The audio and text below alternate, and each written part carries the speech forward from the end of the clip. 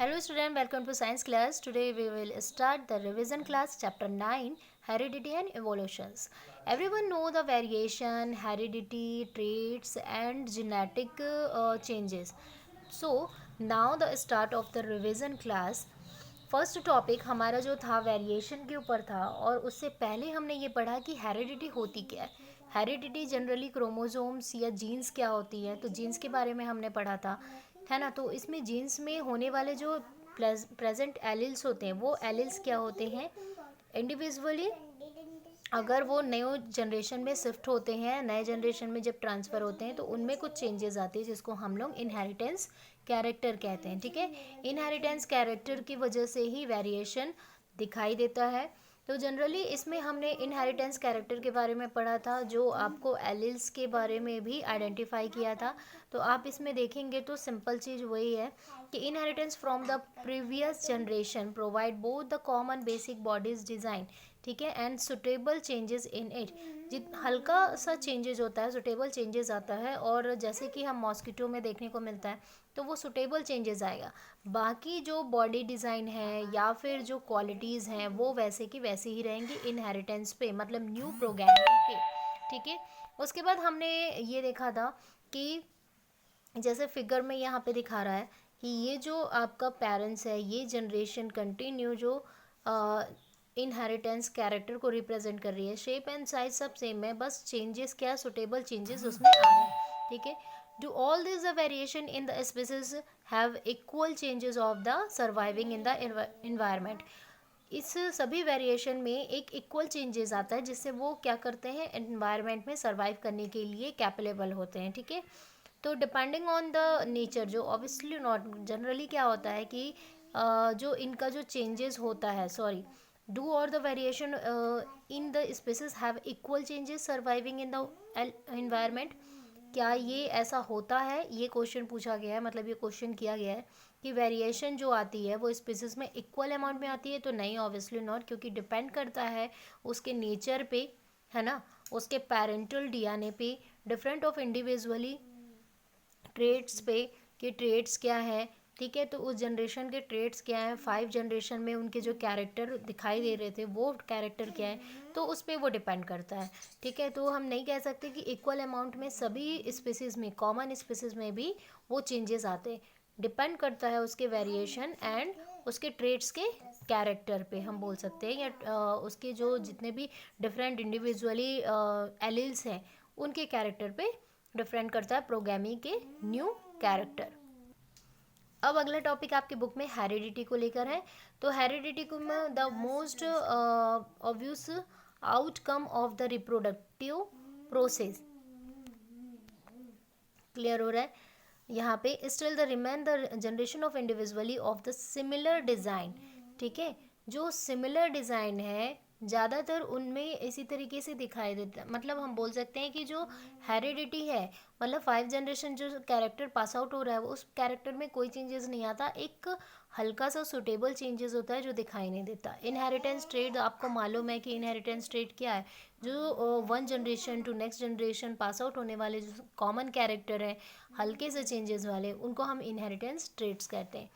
Rules of the inheritance trade, और Mendel ने contribution क्या किया था, मेंडल ने क्या किया था, उन्होंने बताया था जीन्स के बारे में, जीन्स मटेरियल के बारे में, और उन्होंने इनहेरिटेंस के रूल को बताया था कि पहले उन्होंने, और इनहेरिटेंस के लिए उन्होंने क्या किया था, बॉक मतलब पी एक्सपेरिमेंट किया था, पी प्लांट पे उन्होंने एक्सपेरिमेंट किया था। और क्यों सेलेक्ट किया था पी प्लांट को, ये एनसीईआरटी में क्वेश्चन करता है, तो इसके बारे में मैं आपको बता चुकी हूँ कि पी प्लांट को उन्होंने इसलिए सेलेक्ट किया था क्योंकि वो 6 मंथ में ही क्या हो जाते हैं, उनकी लाइफ स्पेन होती है, उनमें जाइगोट फॉर्मेशन हो सकता है, और साथ ही साथ उनकी जो फ्लावरिंग प्रोसेस है वो भी काफ़ी जल्दी होती है। अर्ली टाइम के लिए वो उनकी बोल सकते हैं रिप्रोडक्शन देखने को मिल जाता है, तो उनके जो वेरिएशन है हमको रिजल्ट जल्दी आ जाएगा। तो इसीलिए हम क्या करते हैं, मतलब इसीलिए मेंडल ने क्या किया कि पी प्लांट को सेलेक्ट किया। साथ ही साथ उसमें ईजिली हम जिम्नोटाइप और फिनोटाइप कैरेक्टर को ईजिली वॉच कर सकते हैं, इसीलिए पी प्लांट को भी उनका सेलेक्ट करने का जो रीज़न था वो यही था। नेक्स्ट, मेंडल एक्सपेरिमेंट में आपको पी प्लांट का दिखाया गया था, शॉर्ट और टॉल का, ये मैं आपको करवा चुकी हूँ। ठीक है, तो ये बहुत इजी है कि जनरेशन का कैसे हम क्रॉस करवाते हैं, फिर आप चाहो तो आपको टेस्ट क्रॉस भी करवा सकते हो और नेक्स्ट F2 जनरेशन भी आप आइडेंटिफाई कर सकते हो। साथ ही साथ मेंडल के लिए पी प्लांट का क्वेश्चन बहुत इंपॉर्टेंट आता है, तो इसमें आपको ध्यान में रखना है कि इसके एक तो हाइट पे आता है, शॉर्ट और टॉल पे, सेकंड इसके सीड कलर पे आता है कि ग्रीन एंड येलो कलर पे क्रॉस करवाने को आपको क्वेश्चन देता है। तो ये आपको बहुत इंपॉर्टेंट टॉपिक है, इसको ध्यान में रखना है। सेक्स डिटर्मिनेशन के भी वीडियो आपको सेंड हो चुके थे। सेक्स डिटर्मिनेशन ईजिली है कि जैसे कि 23 पेयर ऑफ क्रोमोसोम होते हैं, जिसमें 22 क्या होता है, ऑटोसोम होता है मेल फीमेल के लिए। इंडिविजुअली जो 23 होता है XY और XX, इसमें भी कॉम्प्लिकेशन आपको दिखाई देता है। तो इसके जो कॉम्प्लिकेशन है वो मैं आपको आज सेंड करूँगी, ठीक है, जिसमें आपको ईजिली पता चल जाएगा कि सेक्स डिटर्मिनेशन के दौरान प्रॉब्लम और उससे दौरान होने वाले जो डिसऑर्डर हैं वो क्या हो सकते हैं। तो डिसऑर्डर से भी हमको पता चल जाता है कि किस तरीके के उनमें प्रॉब्लम हो रहे हैं, ठीक है। तो इस पूरे डिटेल में मैंने आपको यहाँ तक का कंप्लीट बता दिया था कि किस तरीके से क्रॉस होता है, न्यू जनरेशन कैसे बन सकते हैं। अगर मान लो कि जो फादर है उसके वाई क्रोमोज़ोम ये दिख रहा है, वाई क्रोमोज़ोम में बोल सकते हैं कि ये एनीमिया डिसीज़ से है। तो अगर जनरेशन बॉय बनता है तो वो एनीमिया डिसीज़ रहेगा, अगर वो गर्ल बन रही है तो एक नॉर्मल चाइल्ड रहेगी। तो जो डिसीज़ वाले चाइल्ड होंगे वो उनको हम क्या करेंगे कि यूट्रस के अंदर ही उनको ट्रीटमेंट करना चालू कर देंगे ताकि वो डिसीज़ के साथ पैदा या बर्थ ना करे। क्लियर हो रहा है यहाँ पे। तो इससे रिलेटेड डिसऑर्डर भी मैं आपको सेंड करूँगी, वो इंपॉर्टेंट होता है।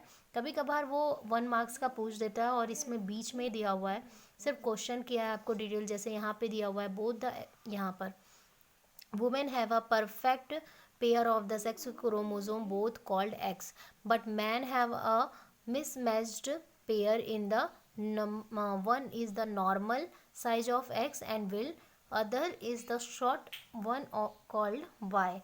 So women are XX and men XY.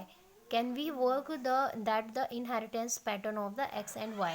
ठीक है, तो यहाँ पे देखोगे तो the half the children will be boy, half a girl. जो जनरेशन बॉय हैं, जो गर्ल हैं, उनके जनरेशन अगर रेशियो निकलते हैं तो उसमें हम डिसीज़ आइडेंटिफाई ईजिली कर पाते हैं।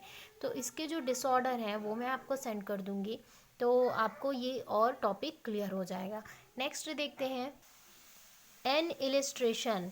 इस टॉपिक में कलर को लेकर है ना, और हम बोल सकते हैं कि जो सीड के कलर हैं या फिर हम बोल सकते हैं कि जो हम बोल सकते हैं जितने भी ड्रोसोफिला हैं या फिर हम बर्ड्स हैं, तो उनके हम कलर के इस हिसाब से भी, ठीक है, क्या कर सकते हैं, इनमें कैरेक्टर आइडेंटिफाई कर सकते हैं। ठीक है, तो आपको क्लियर हो रहा है यहाँ पे वीडियो।